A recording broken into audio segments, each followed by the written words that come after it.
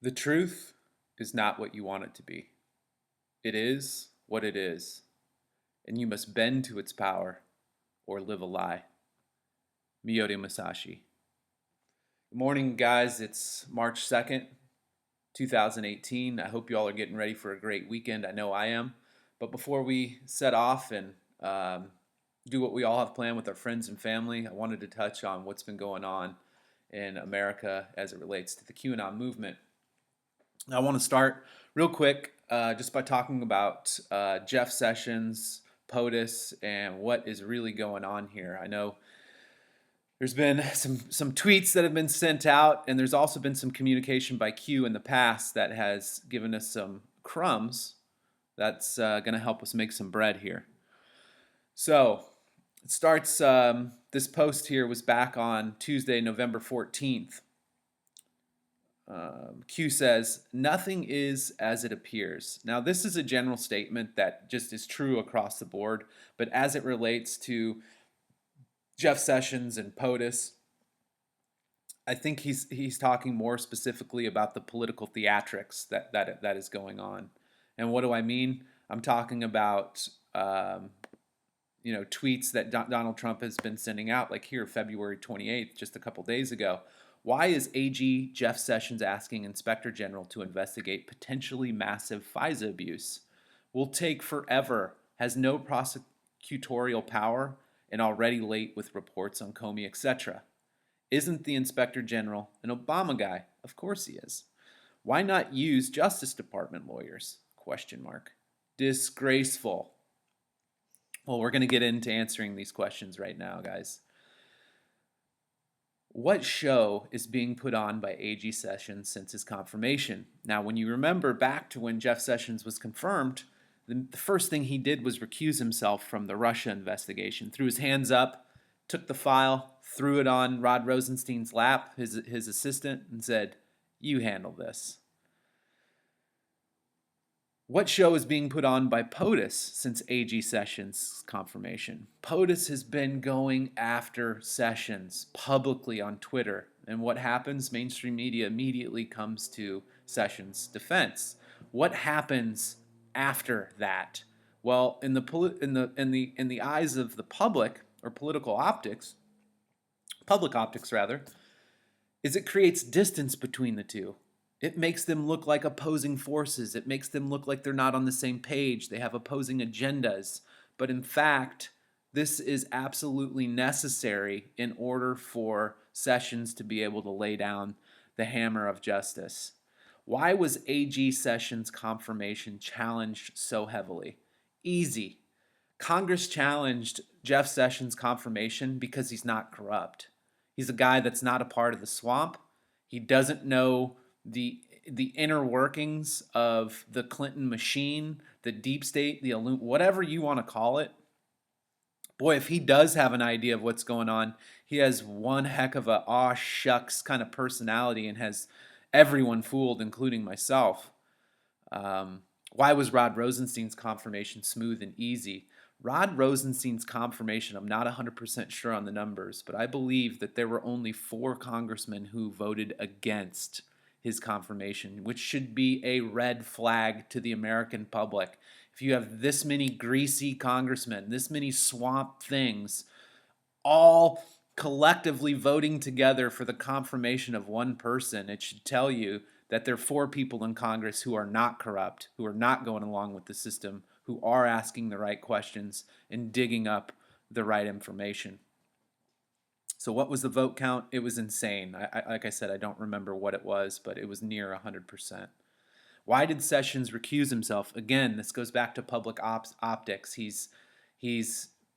has no part in the investigation whatsoever, which, I don't understand completely, other than just the public perception of creating distance between the two and also creating the illusion of discord within the administration. But if you read Donald Trump's book, The Art of the Deal, this all makes a lot more sense. Great book. If you haven't read it, pick it up and read it. It's a great piece of literature. Why is this relevant? It's relevant because the public is going to be needed in the movement of justice. It's going to be hard to do without the public being supportive of what's going on. And what group has vocally supported Robert Mueller reportedly? Now, I feel like Q's asking specifically, like the answer should be Democrats, or the answer should be the Intel Committee, or something like that. But in all honesty, Robert Mueller has been praised on both sides of the aisle. I mean, his reputation is above reproach, so on and so forth. But again, trust but verify, guys. How did Hillary Clinton get the approval to sell 20% of the United States uranium? This guy right here knew about it and did nothing. Absolutely nothing. How do you capture a very dangerous animal? Who is best to conduct the attack? Now, if any of y'all are hunters or have been hunting predatory animals, mountain lions, bears, elk, moose, these real dangerous animals, there's a couple of things that come to mind when you're hunting these animals. First and foremost is discipline. There can be hunts that you go on for days and you never see a sign of life. You never see a track. You never see an animal. There's no visual or audible confirmation or affirmation that you're even on the right trail. But you have to have the discipline to continue to move forward and continue to pursue the hunt. The second thing is stealth. You have to be quiet. You can't speak. You can't be smelled. You cannot be seen. If you do, one of two things is going to happen. Either you're never going to see the animal again, or the hunter will become the hunted. These are predatory animals. They're dangerous. They're wild, and in some cases, very unpredictable. The third thing is execution. When the opportunity presents itself, you need to be ready. And by that, I mean when the animal is in the spot and you feel comfortable taking the shot needs to be taken with precision. And in order to do that, it needs to be practiced over and over and over again. And what that means is the animal's taken down in an ethical and humane way.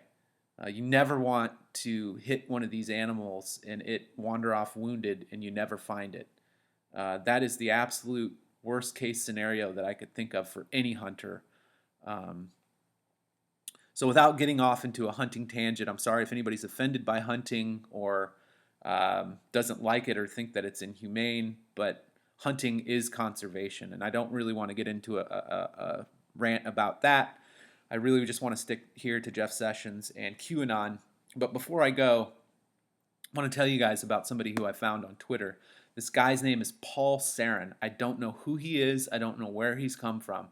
But his QAnon information is absolutely brilliant. I haven't come across anyone who has put the thought, the research, the analytics, the absolute intelligence that this guy puts out is incredible. I feel lucky to have found him. I'm telling everybody that I can find about him. He does these pieces like this that are so comprehensive to the layman and makes it easy to digest for the person who doesn't follow QAnon or 8chan or this whole movement.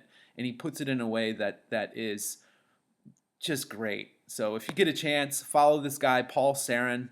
I don't know if he's an American or not. It really doesn't matter to me because the information he's putting out is solid. Another great person to follow is this girl right here.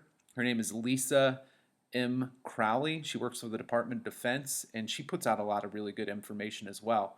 If you're on YouTube or any of the other platforms, BitChute, Vimeo, DTube is pretty hard to get on. I've tried day after day after day. It's been difficult, but guys like DustinNemos, Bill Smith, Anti-School, Jerome.Corsi, Timothy Holmseth. This guy has more evidence, information, phone calls, recordings. It's insane what this guy has come across and what he's been through and what his family has been through, and he has the evidence to demonstrate it. He's posted it all on YouTube. What's most interesting to me is a lot of this stuff that he's posted is from a couple years ago, and it relates directly to Broward County. Timothy Holmseth is his name. If you don't know, now you know. Check him out. You guys, hear the call. Do something. Create a blog. Do a video. Contribute in any way you can, even if that's a conversation with your family or somebody that you love, or even yourself. Hear the call to action. Act. Patriots unite, and keep searching for truth. God bless.